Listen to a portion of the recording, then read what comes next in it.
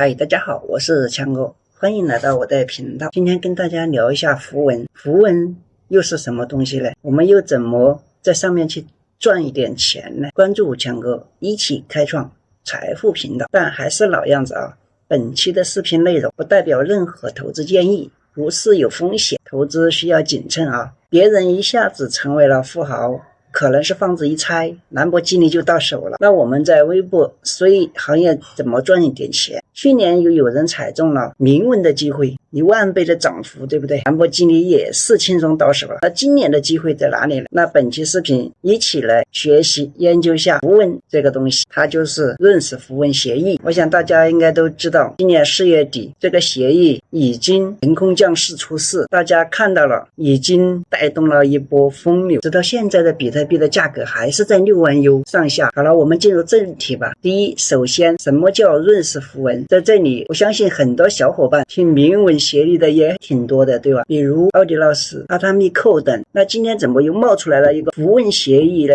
这到底是一个什么东西？那在这里我简单的科普一下啊，也就是说，这个瑞士协议是建立在比特币主网上的，由奥迪拉斯的创始人 Kason 率先提出开发的，它是和 BRC 级别的代币协议，但是在比特币主网上发行的 token 资产，只不过呢，一个是发铭文，一个是发符文，听起来感觉是不是像亲兄弟？但新时代讲究的是什么？长江后浪推前浪，在日新月异的微博税不断的创新，才能制造新的财富热点，对不对？虽然之前的 BRC20 也是用得很好，但是它还是有2个明显的缺点。第一个就是效率低，在执行基层操作的时候，繁琐的多步交易会困扰阻碍新用户。比如咱们正常转移一笔账，要先生成一个转移的铭文，然后再转移余额，是不是很麻烦？第二个的缺点叫 UTXO 的膨胀，比特币网络上会留下大量的垃圾 UTXO， 它会增加主网的负担。UTXO 又是什么呢？它就是称未发费的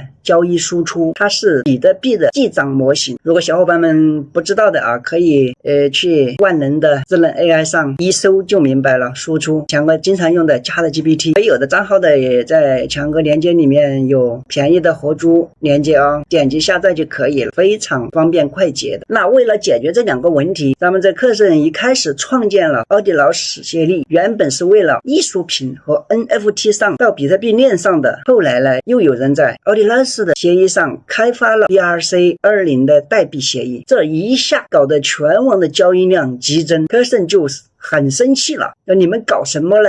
不要再制造这种垃圾铭文了，你们把我们的比特币网络都搞堵了，因为交易量激增了，对不对？那主网很堵的，这边生气归生气啊，但是要知道奥迪拉斯协议是开源的，所以说科森也就只能骂骂咧咧的，也是没有办法的事情，也是无法阻止的。后来呢，科森也是想明白了，赌徒嘛也是需要一个赌场的。在23年9月26日，科森就提出了 BRC20 的潜在的替代方案，就是我们今天要讲的瑞士符文协议。它通过基于 UTXO 的系统对新用户更加友好，而且它会更加符合比特币的结构。他说你们这帮赌徒不是喜欢炒垃圾币吗？那我们专门开发一个更好的更优化的代币协议，你们自己去玩吧，别来堵塞我们的比特币网络了。总而言之呢，在奥迪劳斯这个大家庭里， BRC20 就像抱养的孩子一样，也就是说是外面生的，而这个瑞士呢就是亲生的，并且这个瑞士协议在 BRC 基础上做了更好的优化，弥补了缺陷。瑞士更懂事，学习成绩也是最好的，又是亲生的，简直就是品学兼优的3好学生，这简直就是万众注目的新星啊！当然以上这些都是不是重要的啊，小伙伴们，重要的只要知道2点。第一点，4月份这个瑞士协议上线后，人家已经在符文上赚了一大波了。第二点，我们的目标是要找到瑞士协议上的龙头，上车要坐稳，冲击高倍率的。但话又说回来，心急吃不了热豆腐，是不是？我们还是要必须弄清楚这个瑞士符文才能做决策，是不是？ BRC20 的铭文叫克铭，那瑞士的铭文叫什么？就叫士克，俯视的视啊。每个瑞士的符文名字都是唯一的，由大写的英文字母和黑点符号组成的，而且为了避免符文市场的过热，矿工和科学家们的抢跑，这科森老早就制定了3个规则。第一个规规则就是这个代币名称的长度在瑞士协议正式上线的4个月内，所有的代币名称最长最低都要12位或者更长，往后每隔4个月这长度可以减少1位，到2028年比特币再一次减半的时候，就能创建一个字符的瑞士符文，第0到第9个代币 Kson 提前写入到瑞士符文里面，让全网的用户公平的去 mint， 根本没有什么狗庄，谁来了都一样，都和咱们一起去拉 gas 和 mint。 第3个规则是发行方式，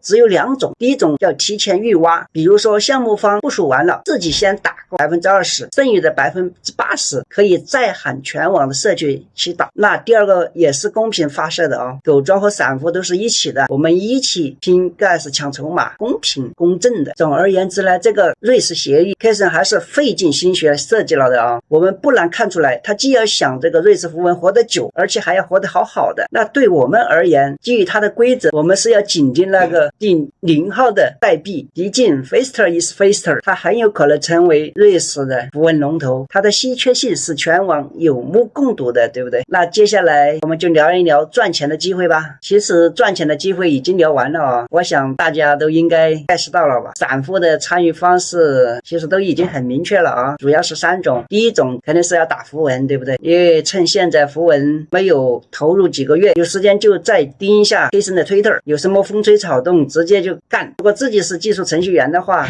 你就自己去搭建比特币的一个全节点。没有技术的散户呢，可以通过一些代打平台去打至于用尤利萨特的钱包呢，还是用别的钱包，小伙们自己评估第2种肯定是要建仓的，本来最开始是需要购买第0号代币的，但是现在应该是没有了虽然官方是没有公布的，就算有，散户应该还是很难打得到的。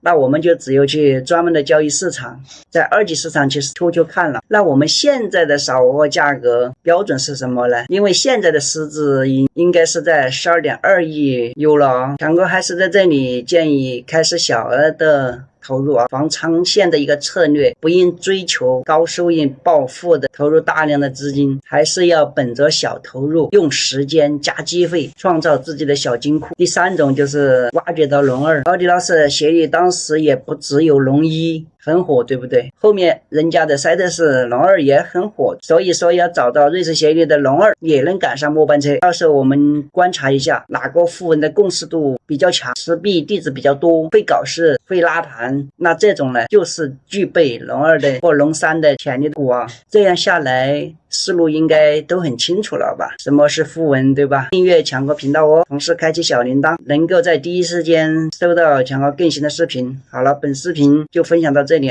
下期视频再见，拜拜。